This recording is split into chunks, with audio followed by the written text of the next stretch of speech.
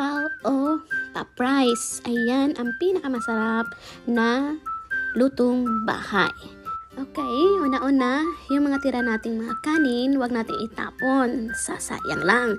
Ang ginawa ko, hugasan muna natin at saka ilagay sa oven. At ayan na ang kanyang kinalabasan. Sa isang frying pan, magpainit tayo ng mantika.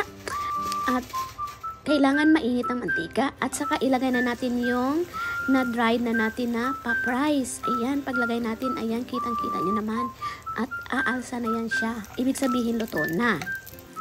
So, dito sa New Zealand, hindi hadlang yung malamig na panahon o mahangin o walang araw. Kasi pwede natin lang ipa-dry sa oven. So, may merienda na tayo.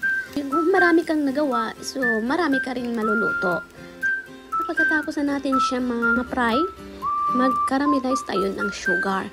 Ang ginamit ko pala na sugar is in brown sugar kasi naubusan na kami ng white sugar.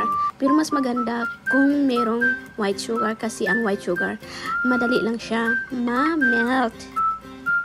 So ayan, natapos na yung ating na-caramelize at kailangan ilagay na natin ang ating na-pa-price at kailangan hinaan na rin natin yung apoy para hindi masunog yung sugar. At i-mix lang natin hanggang malagyan na ng sugar ang ating pa-price. At ayan, sobrang sarap na yan at meron na tayong merienda. Diba? And thanks for watching. God bless everyone. Bye-bye!